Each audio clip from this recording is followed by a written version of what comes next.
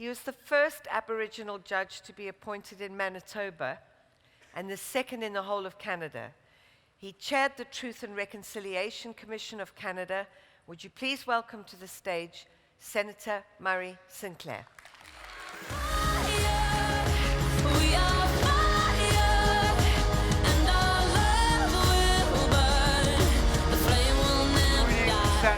Joining Senator Sinclair on stage are four young leaders. They're all Canadian Indigenous youth.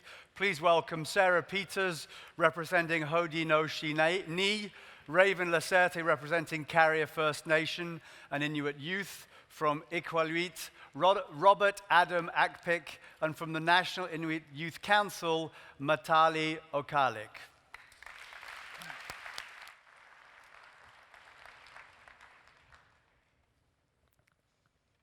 Bonjour, Nakanasatuk. Good morning, everybody.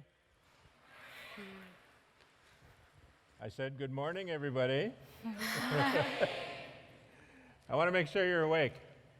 And I know you are because I was watching the previous session. I heard some of the questions.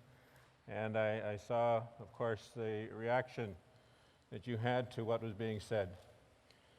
My name is Murray Sinclair. I've been introduced to you as a senator, former judge, former lawyer, but more importantly, my real name, as my grandfather would call it, my secret name, which is the spirit name that I was born with, is Mizanagijik. Mizanagijik Indigenous in my language is how I introduce myself. Kego Dodem, our family is of the Water Clan. I come to you on behalf of all of the Anishinaabe people who are talking about what it means for us to be part of this country today. Can you hear me? I want to make sure that you're able to hear the sound system. You're not all nodding your head. All right? All right, so they're calling for a microphone back there. So let's see what we can do to fix this. I'm really particularly glad to be here with you because you are important people. You are important people to the world because you are the future leaders of the world. Among you are those who are going to govern the land where you come from. Among you are those who are going to be part of the leadership of the villages, the communities, the cities that you are born to. That should help boost. Is this better? I don't know how many mics they're going to give me. I have two in front of me. I'm wearing one on my head, and now I have one in my hand. So. Talk about being over technology. But as I was saying, that you are the future leaders of the world. You are the future leaders of the countries that you come from, the lands where you live. You are important people to your families. You are important people to your colleagues where you are. And so being part of this event to be able to share with you is an important piece of the work that I do as well. So I want to acknowledge you. I want to acknowledge you because of that.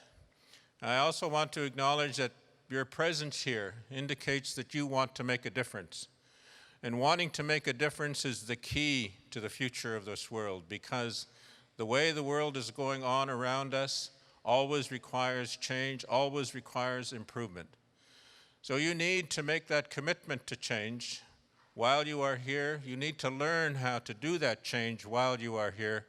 You need to learn from those who are speaking to you, as those of my generation learned how to commit to change while we were listening to our elders, our leaders, who would talk to us about what it was they were trying to do and how much they needed our help and our support. So as one who is now on the wrong side of the age bar, I want to tell you that we need you and we need your support. So I want to hear you make that commitment before I leave here. I want to hear you say that you will make a difference. So with me, say this: I will make a difference. Good. That's a start.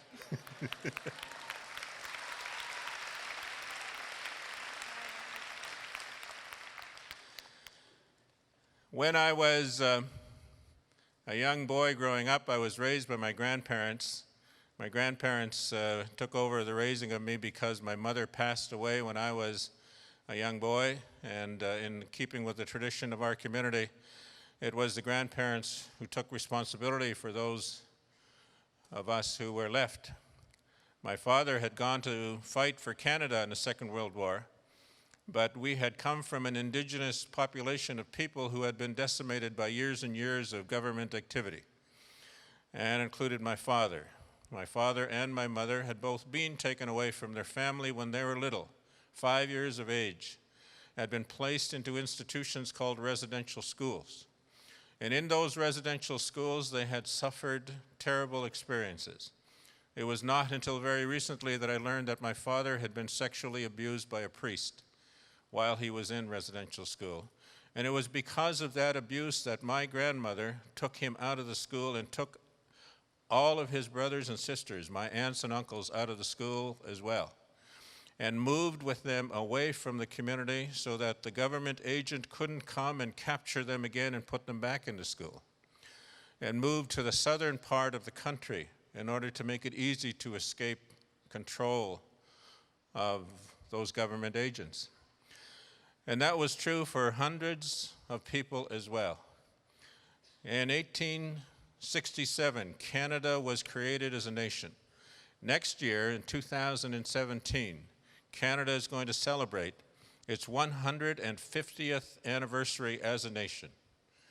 But I'm not sure that they know all of the things that they have to take into account in order to turn that into a proper celebration. I'm not sure that they have done everything that they need to do for this country to properly celebrate that particular anniversary, because the country of Canada for the longest time forcibly removed children from Indigenous families and placed them into those institutions called residential schools, where they tried to indoctrinate them into believing that they were inferior, that they were heathens, they were pagans, they were savages, and that they needed to be saved from their lives of Indigenous existence in order to be able to continue to exist as a people, as a person, as a human being, and that they had to give up their identity.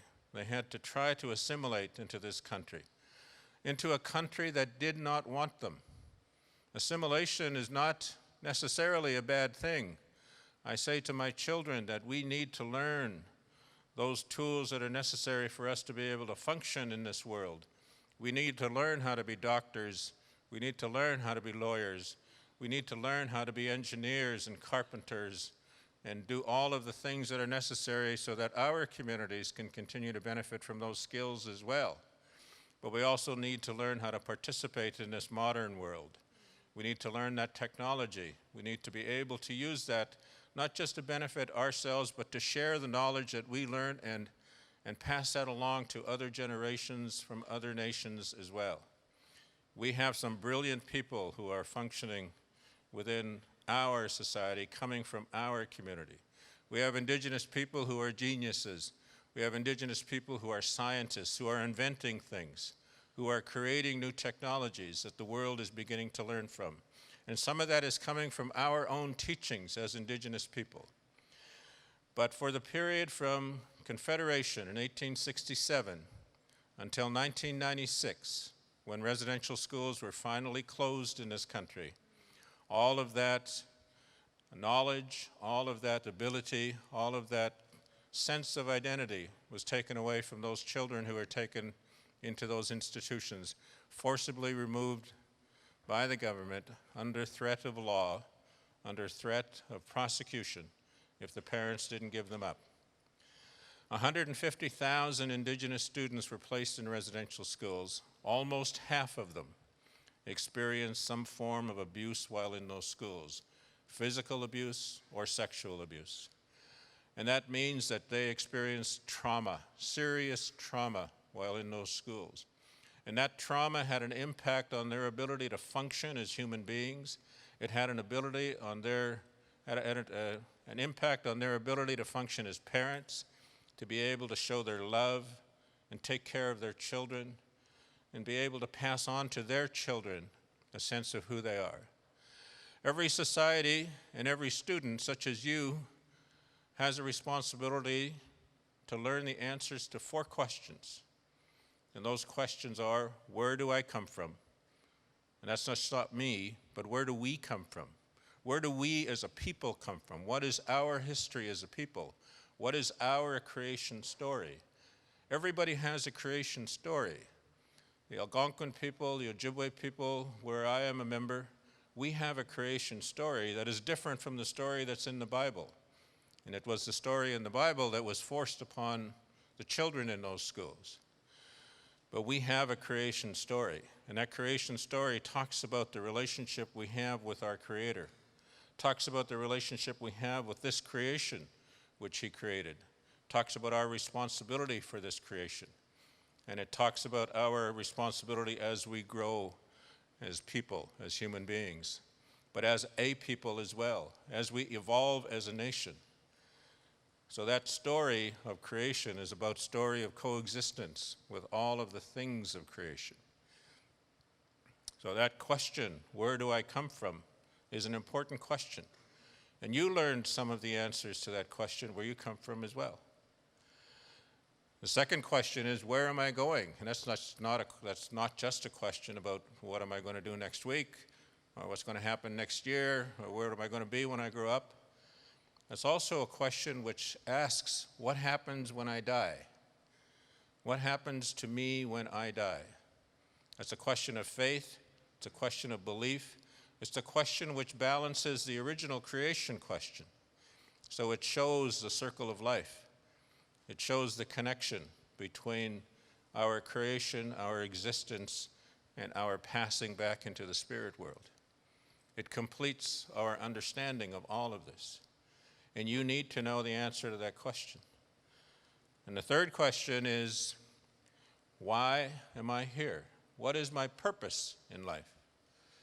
My purpose in life is in my name, the name that I was given. Mizanigijik means the one who speaks of pictures in the sky, in the language. And that is because there's a teaching behind that name, which is, it was the name that the spirit that was placed in me by the Creator carried when He came here. And when that spirit arrived, He brought with it all of those responsibilities that go with that name. And those responsibilities include understanding what's going on in the world and helping other people understand what's going on in the world. Mizanigijik, the one who speaks of pictures in the sky. And my clan also talks about my responsibility as well, talks about my purpose. Mizanigijik, Indigenous Kigododem is the complete name that I carry. And that reference to the water clan is a reference to a clan that has responsibility for taking care of the earth, taking care of the water, of helping people to understand our responsibility to all of creation. But more importantly, it's a role that we play in balancing the powers between the chiefs' clans. So as a clan, we have that responsibility too. And so that is my purpose. That is why I am here. And that fourth question that all of us struggle to answer, and sometimes we only learn the answer to it on our very last day of existence in this earth. That question is, who am I? Who am I? And as you're growing up, it's not just a question of who am I, it's also a question about who do I want to be? What are the things that I want to be? What are the important things in life that I should be? What are my characteristics going to be? And so knowing the answer to that question helps you also become a better person, a whole person. Everybody, as I said, learns how to answer those questions, but for 130 years, from the time of Confederation until 1996, when the last residential school was closed down, Indigenous children were taken away from their families and placed into institutions, and they never learned the answers to those questions. We have the highest rates of suicide among young people in the world. The highest rates of suicide. Young people today are taking their lives, are ending their existence because they are frustrated. They are mentally unwell.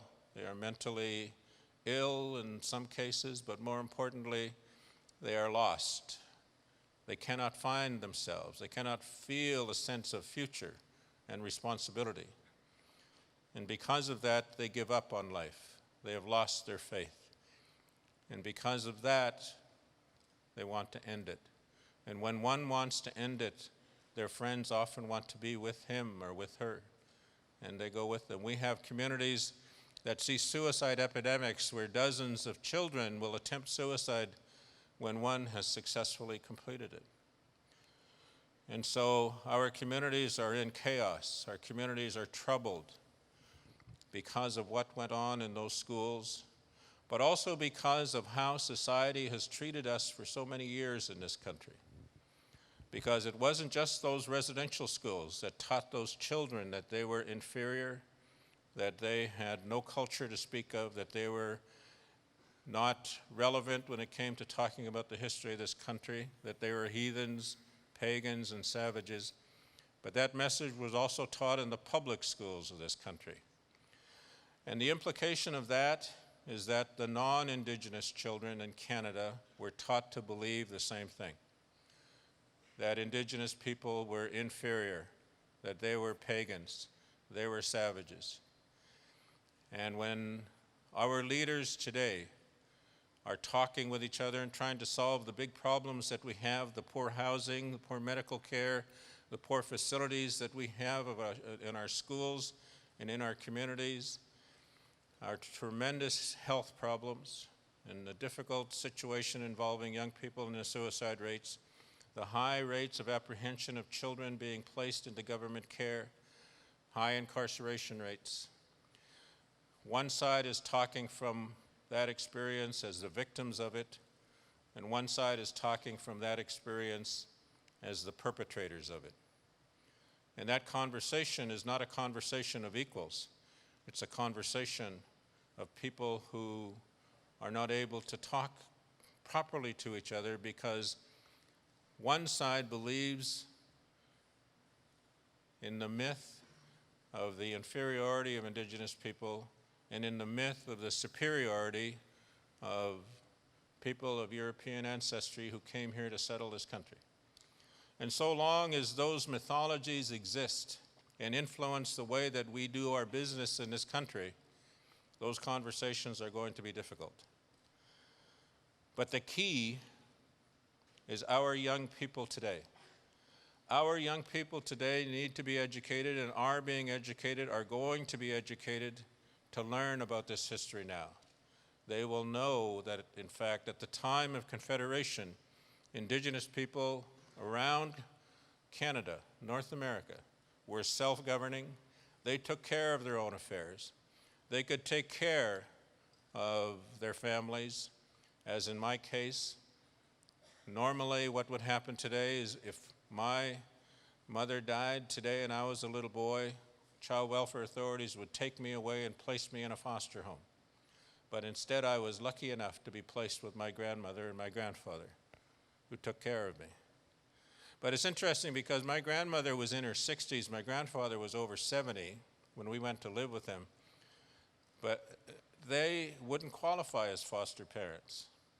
But in their system, in our system at the time, my aunties were all designated to be our stand-in mothers. I had an aunt who was a teacher. She was my mentor in the household. And my grandmother supervised how she brought me up. And my sister was placed with another aunt in the household. My other brothers were placed with other aunts as well. And they took care of us because our grandmother was too old, but she knew all of the things that they needed to be able to do. We were a functioning, capable people at the time of Confederation. Sir John A. Macdonald, who was the first Prime Minister of this country, And if you want to know what he looks like, take out a Canadian $10 bill. There he is. He believed that Indigenous people were savages. He said in the 1880s when he was building the first residential school, he said, if we educate them in their home communities, if we let the parents continue to be present in their lives, then all we're going to end up with is savages who can read and write. And we can't have that, he said. We need to have people who are assimilated fully into this country. Following the Second World War, the United Nations passed a Convention on Genocide. And in Article 2E, it says, it is an act of genocide to forcefully remove children from one culture and place them with another culture for the purpose of wiping out their original cultural identity. That's an act of genocide. It was passed following the Second World War primarily because that was what the Nazis were doing in Europe, to raise an Aryan nation. But it also captured what Canada was doing to Indigenous people as well. Canada committed for 7 generations cultural genocide in this country to try to eliminate who we were. But young people maintained a sense of difference, maintained a sense that they, in fact, were not what we were told we were. And even though we saw around us the chaos of life, we saw around us the dysfunction of our families, our aunts and uncles and our brothers and sisters, sometimes our own parents, and we saw that dysfunction every day, there was a part of us that did not want to believe that that was who we were, that there was something more to our existence than that. And we have learned that in fact we are a strong people. We have heroes, we have stories, we have songs that talk about who we are and give us a sense of pride, a sense of connection to who we are. Indigenous children today are learning to stand up. And Indigenous youth leaders are the ones who are going to lead the way because they're the ones, these ones here who have joined me on stage, they know who they are. They know their responsibilities. They are trying to make those changes that are necessary. It is going to take a while because the resistance is inbred into the system. The resistance to change in that way, the resistance to understanding that Indigenous people are in fact a legitimate people. They are not inferior, that they are equals. The resistance to that among the leadership of this country at all levels, not just political leadership in government, but also leadership in our communities, leadership in our schools, leadership in our community organizations, is very strong. It's inbred into our teachings. So changing the way that we teach our children is key. But young people are leading the way in this country. Just a few years ago, there was a rising up of people called Idle No More. Idle No More were people who stood up and said, we're not going to take this anymore. We demand a seat at the table. We demand that you treat us with respect. We demand that you recognize our validity and our existence and the validity of our existence. We demand that you pay attention to what we are saying. And the leadership of that Idle No More movement were young people like these you see on stage here. And they will talk to you about what they are doing to inspire other young people to take pride in who they are, to be respectful to others, but at the same time, how to gain back their self-respect, because that's the key to reconciliation in this country. It's for Indigenous youth to be given the opportunity to gain their self-respect. But ultimately, our ambition should be, if we are going to coexist with non-Indigenous people in this world, we have to learn about developing a relationship of mutual respect. And on the Indigenous side, there is a willingness to do it, led by many young people like those on stage. But it will not be at the cost of losing our sense of self. It will not be at the cost of giving up our future to a future that does not respect who we are. And you are going to help us, because as leaders around the world, we hope that you can also help to make this happen for the Indigenous people of your territory. Because what happened here happened elsewhere, and it's still happening today. So when you need our help, when you want to know how we are doing it and have done it, we offer ourselves to you to help you in any way that you may need it. I say miigwech for your attention.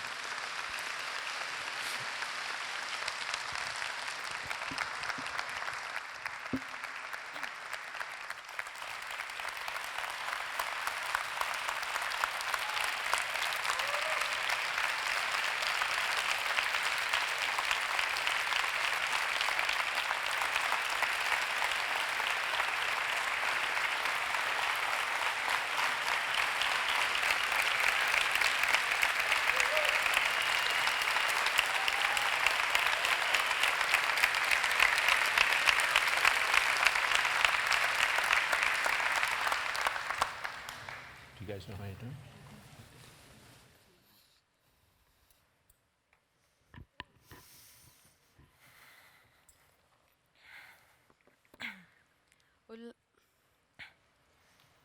Testing. Can you hear me okay? Ulakut, good morning. I'd first like to say a warm Kuyanamik. Thank you so very much, Senator Sinclair, for enlightening us on the history of Canada and where we are today. I'd also like to thank you in my language of Inuktitut Kuyanamik for paving the way for us as young Indigenous peoples to reach the level of self-determination that Indigenous peoples in Canada had the day before residential schools opened.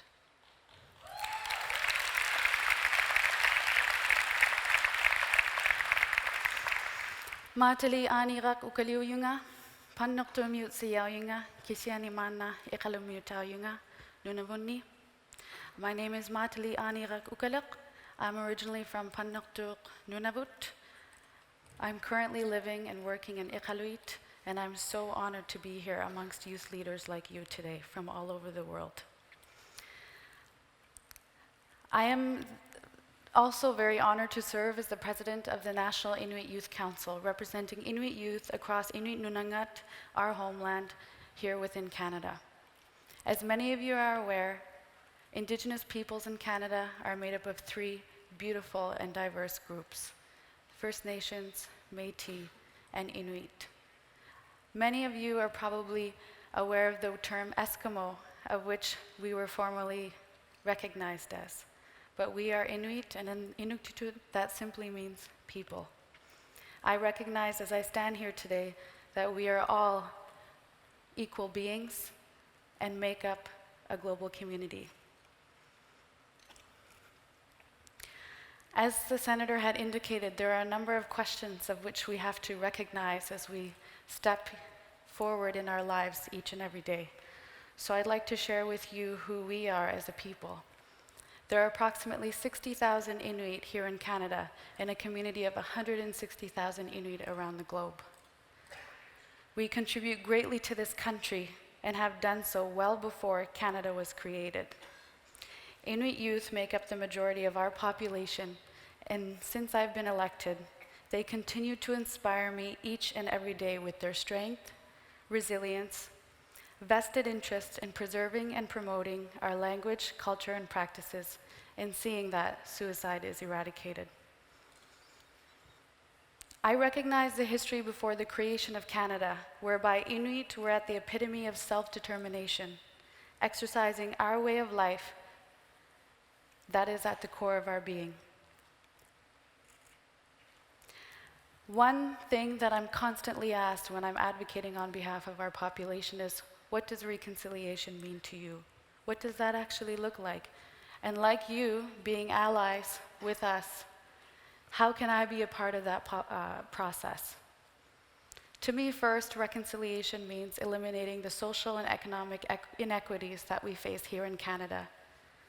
Canada prides itself on being a nation in the world stage that promotes human rights as well as equality. Inuit Canadians, however, do not have the same quality of life as the majority of our fellow citizens, based on the history of which was indicated by Honourable Senator. 39% of Inuit and Inuit Nunangat live in crowded homes versus 4% of all Canadians. 29% of Inuit aged 25 to 64 and Inuit Nunangat have earned a high school diploma versus 85% of all Canadians. 70% of Inuit households in Nunavut alone, the territory that I'm from, do not have enough food to eat versus 8.3% of all Canadians. The number of physicians per 100,000 people in Nunavut is 30 versus 119 in urban health authorities across Canada. 70.8 is the average life expectancy for Inuit versus 80.6 of our fellow Canadians. Not only are we dying younger, but we are dying faster by suicide. Suicide in our 53 communities that span across 50% of this country's landmass and our coastline is an epidemic. It has been declared in some regions a crisis. All of our regions have called for action to address the rates of suicide among Inuit for decades. The rates of suicide in regions amongst Inuit are 5 to 25 times the rate of suicide for Canada as a whole and internationally. It is recognized that suicide is 100% preventable. It must be a national discussion with a national response. And that response means removing the barriers of social inequities that we face here in Canada, a developed nation. Inuit youth pledge to be a part of that process in a meaningful way. The National Inuit Youth Council has 5 priority areas in which Inuit youth have identified playing a meaningful role in the process of reconciliation. The first priority is Inuit language.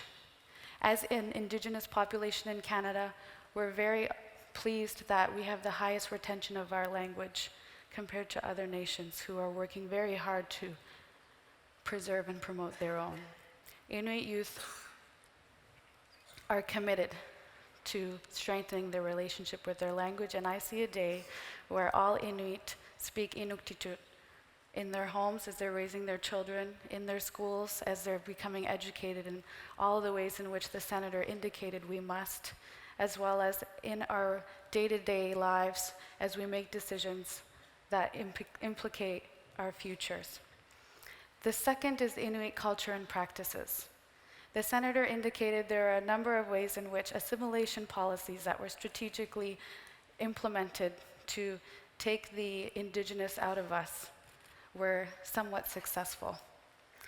To the predecessors of those sitting in the House of Commons today, that would be incredibly great news that this is the state in which we live, whereby Inuit youth are currently in an identity crisis. Kisiani Inuyugut. However, we are Inuit and we are still here.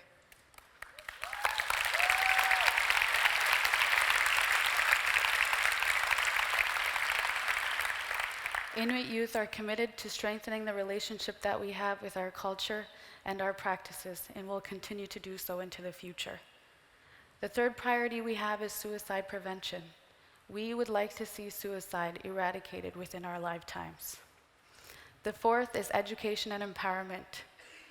Education is key, not only for us in Western epistemology, but as well as our own ways of knowing.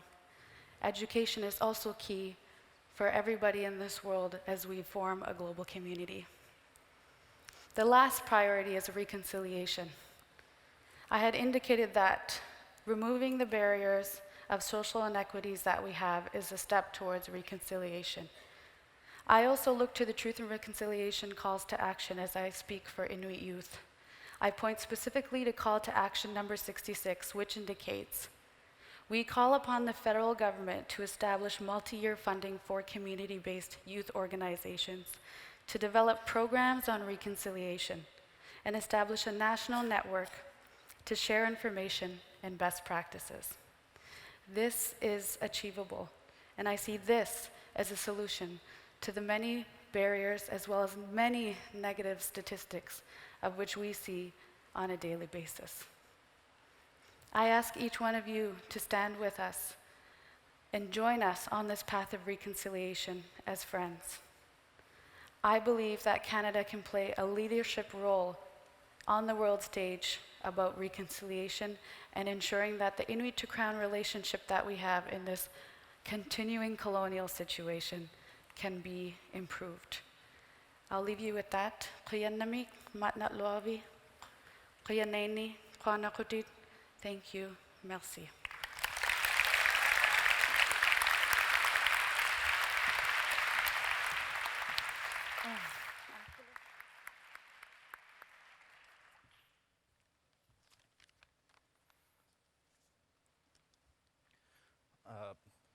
Can you hear me? Hello? Can you hear me now? Good. First of all, I'd like to extend my thank you also to Senator Murray Sinclair for paving the road for us to continue the work that we do, and also to Matali for continuously advocating for Inuit youth and doing a great job of it. Thank you guys so much. My name is Robert Adam Ukpik, and I come from Iqaluit Nunavut in the high Arctic of Canada. I work for a suicide prevention organization in our territory because suicide is a crisis there. And today I'd like to stress the importance of education of Indigenous history because the work I do very much touches on those. And all nations need to be educated of this Indigenous history on this road to reconciliation, because we need to understand what it is we're trying to reconcile. The work I've been doing since my studies is to deliver cultural competency and Indigenous history workshops to as many Canadians and Canadian residents as possible, and even in other countries when given the opportunity. This education component is key when bridging the gap between Indigenous and non-Indigenous peoples and reaching some level of reconciliation. We Indigenous peoples didn't choose to be here. We didn't choose to be colonized, and we didn't choose to hold intergenerational trauma from colonization. But we do choose to lead this road towards reconciliation, and we need the cooperation from all levels, including government, the business community, and most importantly, each individual's desire to learn and actively participate on this road to reconciliation. So I ask you, each and every one of you, wherever you go, learn about Indigenous peoples, whether it be in your home country or a country you visit, like here in Canada, and you've taken the first step by being here today. Thank you so much. Goeiemiddag.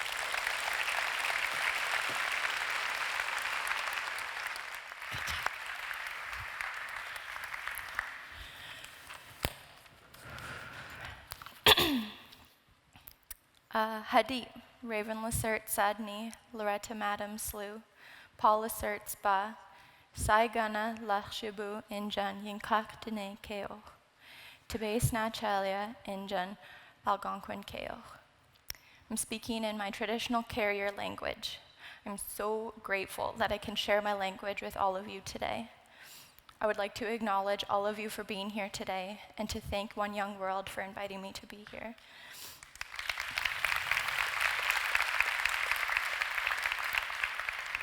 I would like to acknowledge Senator Sinclair, and I'm truly grateful to Senator Sinclair for all of his work to lift up our people. My name is Raven Lacert. I'm carrier from the Lake Babine Nation in central British Columbia, Canada. I'm the co-founder and youth ambassador of the Moosehide campaign that is working to end violence towards women and children. My dad and I started the Moosehide campaign because we were tired of the violence that the women in this country are experiencing every day. Aboriginal women are 6 times more likely to be killed than non-Aboriginal women.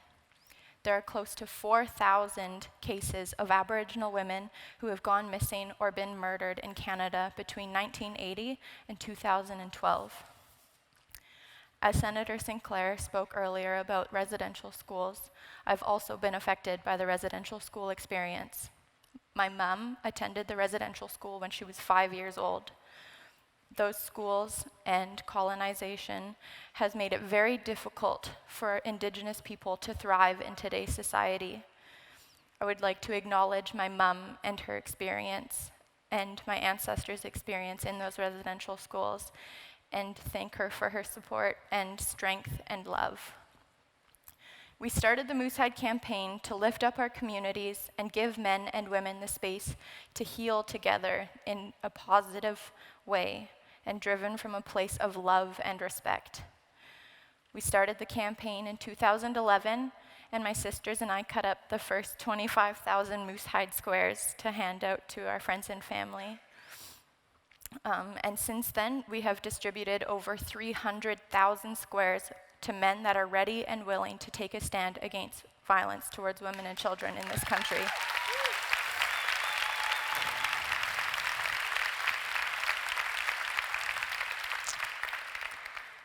Each year, we hold a one-day men's fast where men are encouraged to not eat or drink water for one day to further their commitment to the campaign to end violence and to connect with each other on a spiritual level. If you would like to bring a Moosehide home, I've brought some with me to share, so just come and see me later. So in my language, masicho means thank you very much. So masicho to each and every one of you.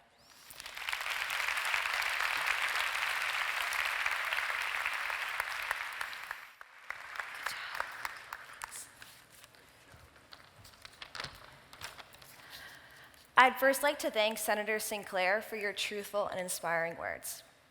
Good morning. My name is Sarah Hannah Uwita Peters, and I come from a long line of Haudenosaunee women.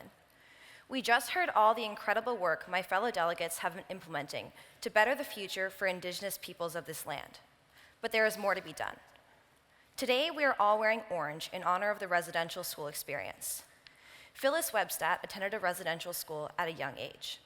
Her mother had given her a brand new orange t-shirt for her first day of school. However, when she got there, they took it away, told her it was ugly, and that she would never see it again. From then on, she had a negative association with the color orange.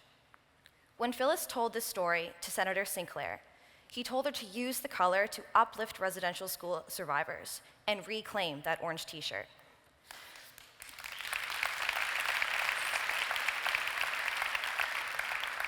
By wearing orange today, we are honoring the generations of our ancestors who attended residential schools. Indigenous youth have what it takes to break the glass ceiling and prevent and create positive impacts in all areas of society while staying true to our nations, our communities, and ourselves. However, our efforts alone are not enough.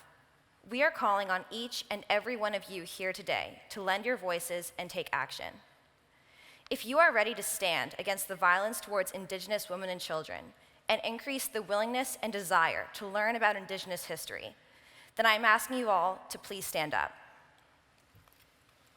Please stand if you are making this commitment to both yourself and your fellow 1,300 brothers and sisters in the room with you today. With this commitment, I thank you for joining us in our collective journey to reconciliation. In the language of my people, Nyawe means a deep thank you. So Nyawe.